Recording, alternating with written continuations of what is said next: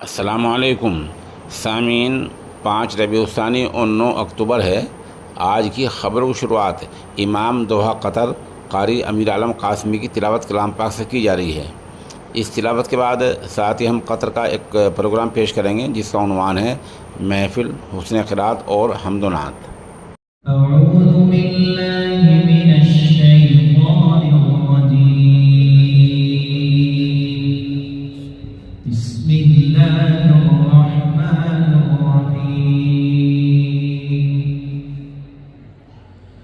ويوم ينفخ في الصور ففزع من في السماوات ومن في الأرض ففزع من في السماوات ومن في الأرض إلا من شاء الله وكل وترى الجبال تحسبها جامدة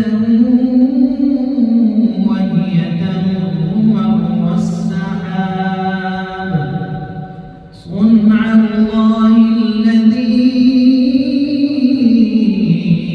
أتقن كل شيء إنه خبير بما تفعلون.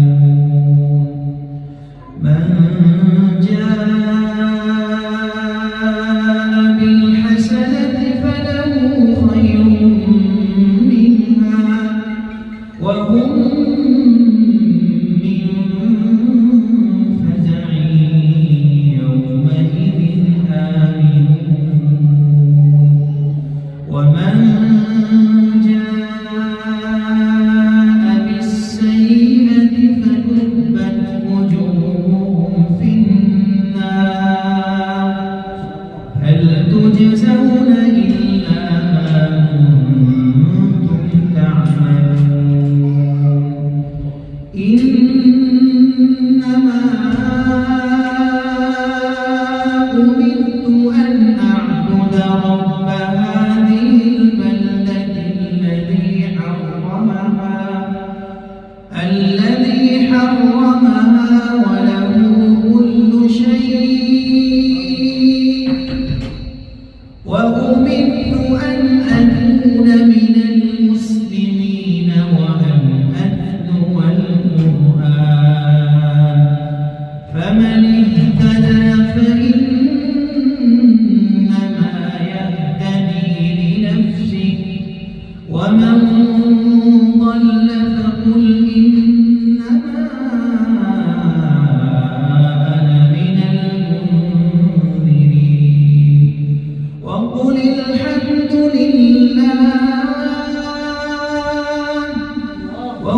الحمد لله سيريكم آياته فتعرفونها وما ربك بغافل عما تعملون.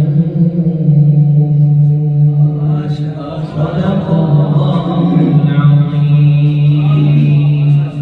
सामीन, ये programme Qatar से ही कारी अमीर आलम कासमी साहब ने भेजा है।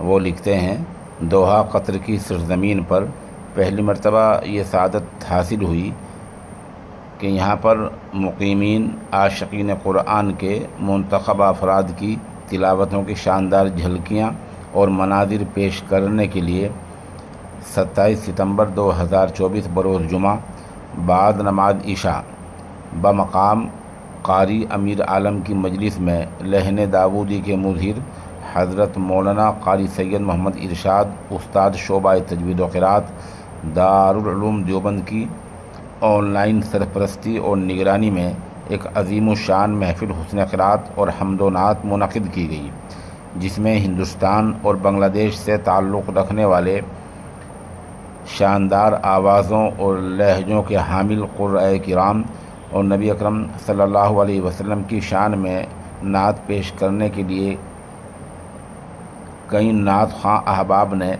अपने अपने जवाहर दिखाए। نیز چھوٹے چھوٹے بچوں نے بھی اپنی اپنی معصوم آوازوں میں اپنے کارنامے پیش کیے۔ اس پروگرام کو ان کے استاد محترم یعنی قاری محمد ارشاد صاحب دامت برکاتہم آخر تک آن لائن سنتے رہے۔ مزید برآں انہوں نے نصیحت آمیز اور حوصلہ مند ایک آڈیو کلپ بھی اہل بزم کو بھیجا، جس کو سبھی حاضرین نے سنا۔ آگے وہ لکھتے ہیں، الحمدللہ اپنی نوعیت کا یہ ایک بے مثال قرآنی پروگرام تھا جسے بہت پسند کیا گیا اور بڑے ہی پرجوش طریقے پر مختصر بیان اور علماء اور دعا کے ساتھ اس محفل کو پائے تکمیل تک پہنچایا گیا۔ بہرحال یہ پروگرام قاری امیر عالم قاسمی کے چینل پر دیکھا جا سکتا ہے، اور ہماری کوشش ہوگی ہم بھی اس پروگرام کی چند نعتیں اور تلاوت آپ کے سامنے پیش کر دیں۔